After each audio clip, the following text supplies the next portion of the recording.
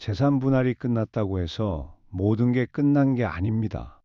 오히려 그때부터 시작되는 문제들이 있거든요. 60대 황혼 이혼을 경험한 분들이 공통적으로 겪는 세 가지 문제, 아무도 말해주지 않았던 진실을 오늘 낱낱이 공개합니다. 끝까지 집중해 주세요. 황혼 이혼이 급증하고 있습니다. 통계청 자료를 보면 60대 이상 이혼 건수가 지난 10년간 2배 가까이 늘었어요. 2013년 약 1만 건이었던 것이 2023년에는 거의 2만 건에 육박합니다. 더 이상 남의 일이 아닌 거죠. 왜 이렇게 늘어났을까요? 평균 수명이 늘어나면서 은퇴 후에도 20에서 30년을 더 살아야 하는데 그 시간을 불행하게 보내고 싶지 않다는 분들이 많아진 겁니다. 자녀들도 다 키웠고 이제는 나를 위해 살고 싶다는 거죠. 하지만 여기서 큰 착각이 있습니다. 이혼하면 재산만 나누면 끝이라고 생각하시는 분들이 많아요. 법원에서 재산 분할 판결 받고 집이든 예금이든 나누고 나면 새로운 인생이 시작될 거라고 기대하죠.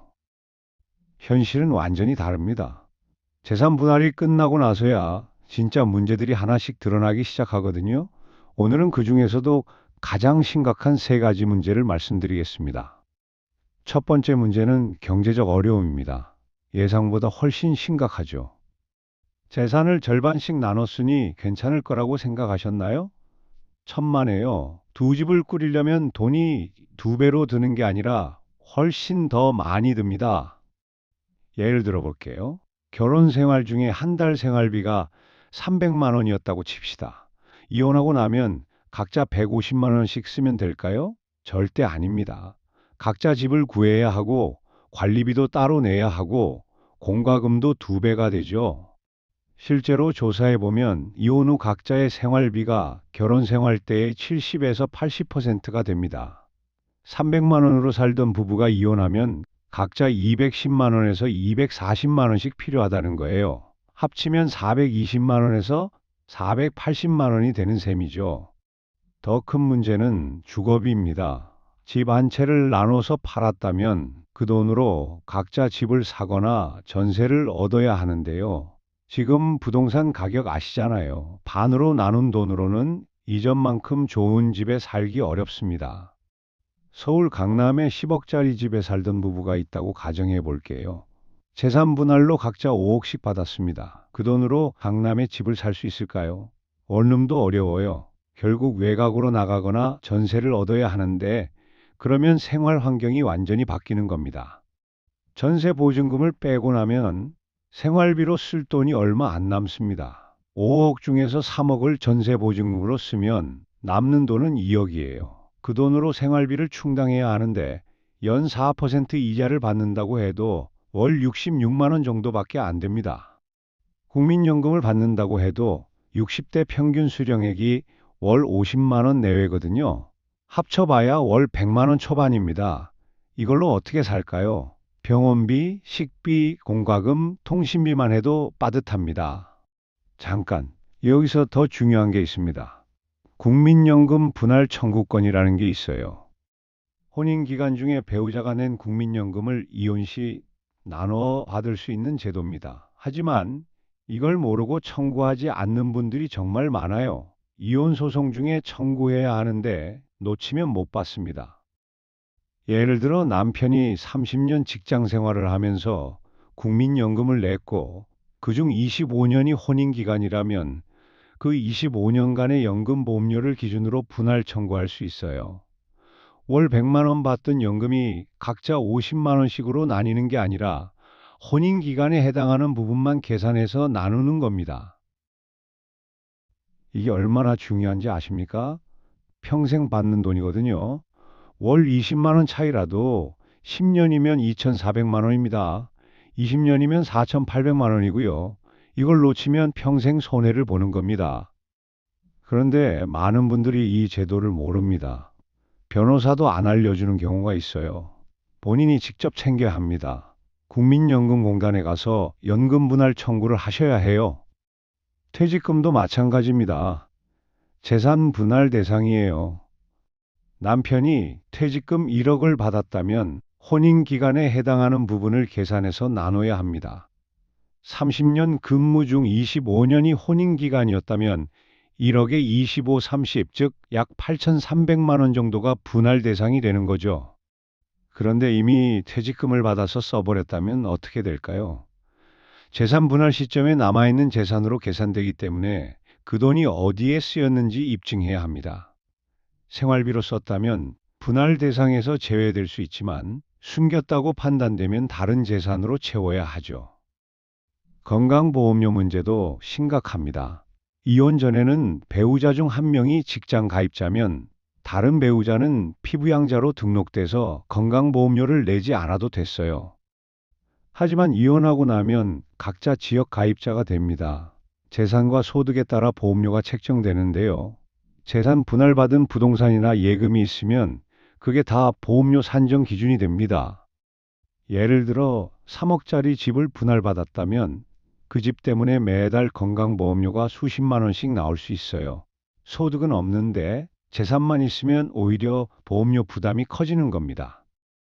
게다가 나이가 들수록 병원 갈 일이 많아지잖아요. 건강보험료는 많이 내는데 정작 병원비도 만만치 않습니다. 비급여 항목이 많으니까요. 의료비 부담이 생각보다 훨씬 큽니다. 60대부터는 만성질환 관리하시는 분들이 많거든요. 고혈압, 당뇨, 고지혈증. 이런 약값만 해도 한 달에 10에서 20만 원씩 나갑니다. 여기에 치과 치료, 백내장 수술, 무릎 인공관절 수술 같은 거 하려면 수백만 원에서 천만 원까지 들어가요. 이런 큰 지출이 생기면 순식간에 재산이 줄어듭니다. 그래서 이혼할 때 재산 분할을 어떻게 받느냐가 정말 중요합니다. 현금으로 받을 건지, 부동산으로 받을 건지, 연금 형태로 받을 건지를 신중하게 결정해야 해요. 부동산으로 받으면 당장 생활비가 없고, 현금으로 받으면 인플레이션의 가치가 떨어질 수 있습니다. 연금 형태로 받으면 안정적이지만 목돈이 없어서 급할 때 대처가 어렵죠. 또 하나 놓치기 쉬운 게 있습니다. 신용카드 빚이나 대출 같은 부채도 분할 대상이라는 거예요. 혼인 기간 중에 생긴 빚은 재산 분할 시 고려됩니다. 남편이 사업 자금으로 빌린 돈, 생활비로 쓴 카드값, 자녀 교육비 대출, 이런 것들이 누구 명의로 돼 있든 혼인 생활 중에 생긴 빚이면 같이 책임져야 할 수 있어요. 실제 사례를 하나 말씀드리면 남편 명의로 3억 빚이 있었는데 이혼 후에 채권자가 전 부인에게 연대보증인이라며 갚으라고 한 경우도 있습니다. 물론 법적으로는 싸워볼 수 있지만 과정이 힘들죠. 이처럼 경제적인 부분은 생각보다 훨씬 복잡합니다. 단순히 재산 반으로 나눈다고 끝이 아니에요. 그 이후에 생활비, 주거비, 의료비, 세금, 보험료까지 모든 걸 고려해야 합니다. 두 번째 문제는 심리적, 정서적 어려움입니다. 이게 생각보다 훨씬 힘들어요. 30년, 40년을 함께 산 배우자와 헤어진다는 게 어떤 의미인지 아십니까? 단순히 한 사람과 멀어지는 게 아니라 내 인생의 절반이 사라지는 느낌이거든요. 아침에 일어나면 옆에 아무도 없습니다. 밥 먹을 때도 혼자, TV 볼 때도 혼자, 잠들 때도 혼자예요. 처음에는 자유롭다고 느낄 수 있지만 시간이 지나면 외로움이 몰려옵니다. 특히 명절이나 생일 같은 날이 제일 힘들다고 하더라고요. 가족끼리 모이는 날인데 나만 혼자 있으면 괜히 쓸쓸하잖아요. 자녀들이 챙겨주면 다행인데 자녀들도 자기 생활이 있으니까요. 외로움은 단순히 감정의 문제가 아닙니다. 건강에도 영향을 미쳐요. 연구 결과를 보면 만성적인 외로움이 하루에 담배 15개비를 피우는 것만큼 해롭다고 합니다. 심혈관 질환 위험을 높이고 면역력을 떨어뜨리고 치매 위험도 증가시키죠. 혼자 사는 노인이 부부가 함께 사는 노인보다 사망률이 높다는 통계도 있어요. 아플 때 돌봐줄 사람이 없고 식사도 대충 하게 되고 병원도 제때 안 가게 되니까요. 정체성의 혼란도 옵니다. 특히 전업주부였던 분들이 심하죠. 평생을 누구누구 어머니, 누구누구 아내로 살아왔는데 갑자기 그 정체성이 사라지는 겁니다. 나는 누구지? 앞으로 뭘 하며 살아야 하지? 이런 근본적인 질문 앞에 서게 돼요. 일하던 분들은 그나마 낫습니다. 직장이나 사회적 역할이 있으니까요. 하지만 전업주부로 살았던 분들은 가족이 전부였는데 그게 무너지면 삶의 의미 자체를 잃어버린 것 같은 느낌이 듭니다. 실제로 황혼 이혼 후 우울증에 걸리는 분들이 정말 많습니다. 특히 여성분들이 심각한데요. 평생 가족을 위해 희생했는데 이제 와서 혼자가 됐다는 배신감과 허탈감이 크거든요. 우울증은 단순히 기분이 안 좋은 게 아닙니다. 식욕이 없어지고 잠을 못 자고 아무것도 하기 싫어지고 심하면 자살 충동까지 느끼게 돼요. 60대 이상 자살률이 왜 높은 줄 아십니까? 외로움과 우울증이 큰 원인입니다.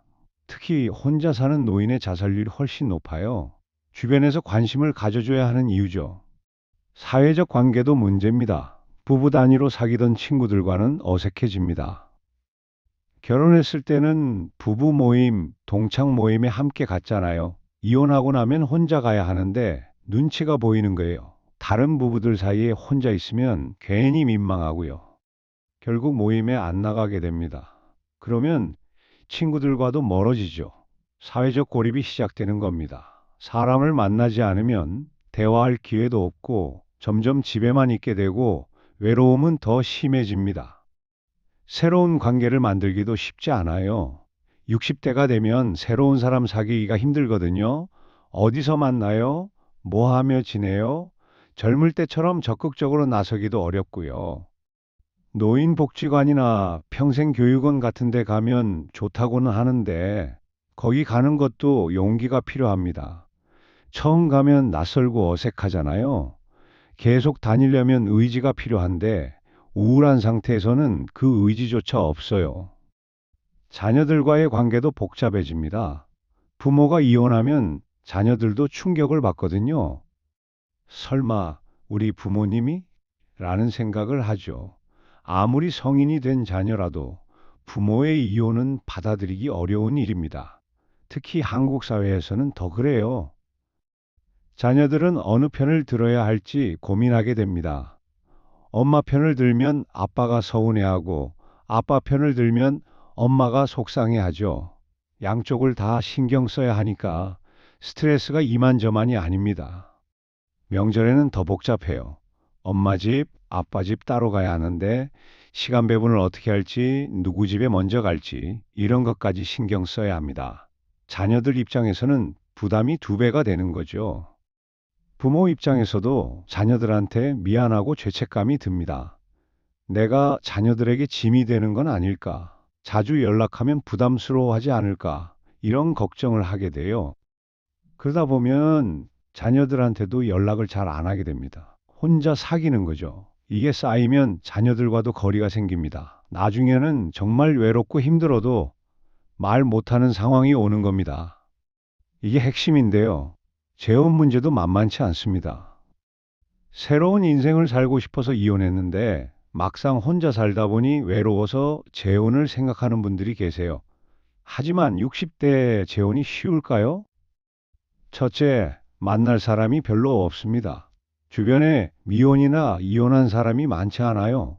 결혼정보 회사를 이용하자니 비용도 부담되고 사기 걱정도 되고요. 둘째, 자녀들의 반대가 있습니다.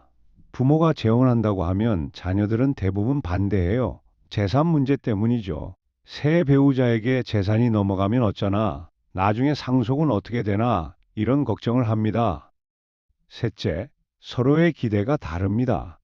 남성은 돌봐줄 사람을 원하고 여성은 경제적 안정을 원하는 경우가 많아요. 이게 맞아떨어지면 좋은데 실제로는 갈등의 원인이 되기도 합니다. 재혼해도 문제가 없는 건 아니에요. 서로 살아온 방식이 다르니까 적응하기가 쉽지 않습니다. 젊을 때 결혼했으면 서로 맞춰가며 살 수 있는데 나이 들어서는 자기 방식이 굳어져 있어서 양보하기 어렵거든요. 그래서 재혼했다가 또 이혼하는 경우도 있습니다. 오히려 더 큰 상처를 받는 거죠. 차라리 혼자 사는 게 낫겠다는 생각이 들 정도예요. 이런 심리적, 정서적 문제들은 돈으로 해결되지 않습니다. 아무리 재산을 많이 받아도 외로움은 계속되거든요. 사람은 사회적 동물이라서 관계가 필요한데 이혼 후에는 그 관계망이 무너지는 겁니다.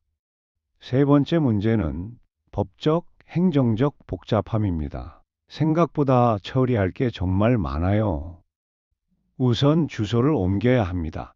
주민등록 이전 신고를 하고 각종 공과금 명의도 변경해야 하죠.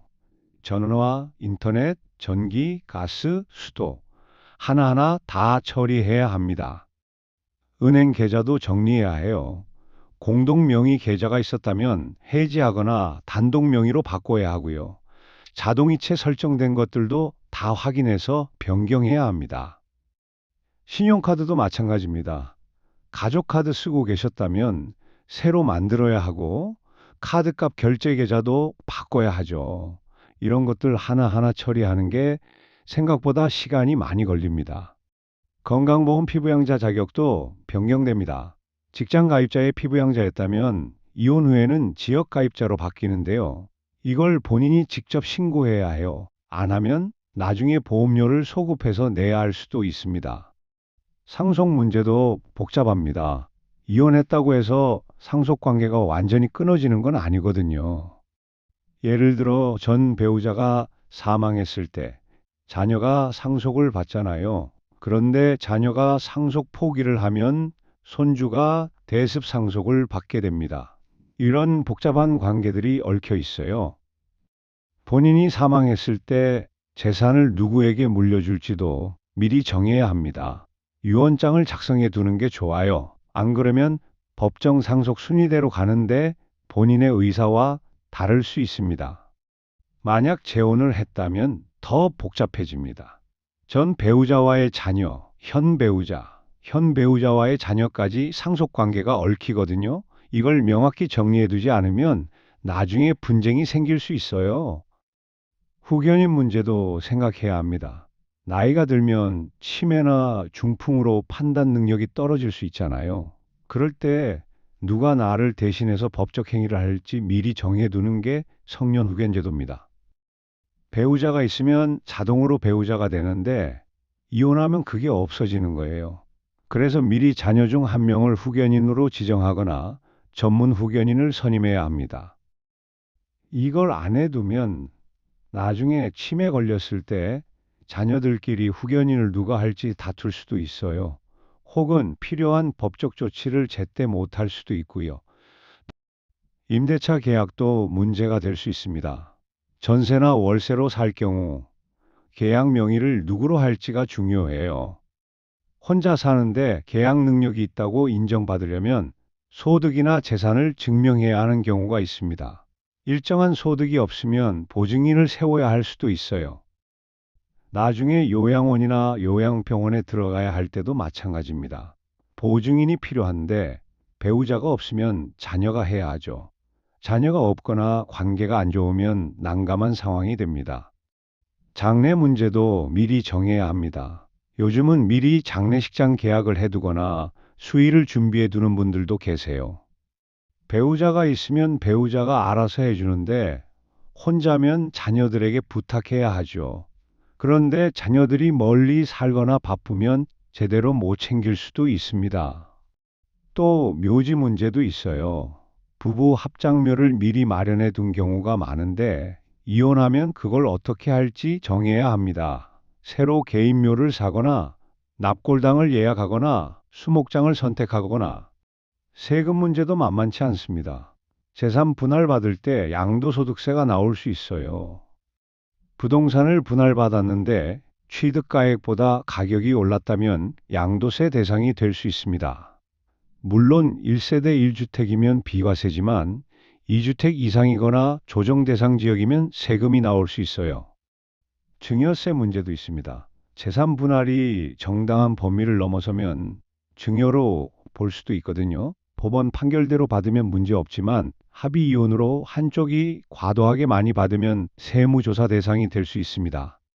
상속세도 고려해야 해요. 나중에 자녀에게 재산을 물려줄 때 세금을 얼마나 내야 할지 미리 계산해 보는 게 좋습니다. 세금을 줄일 수 있는 방법도 있으니까요.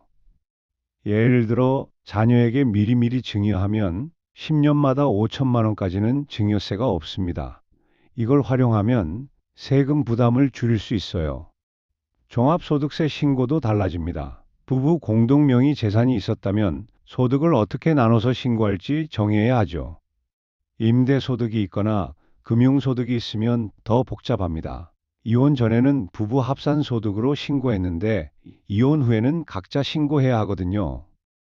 세무사와 상담하는 게 좋습니다.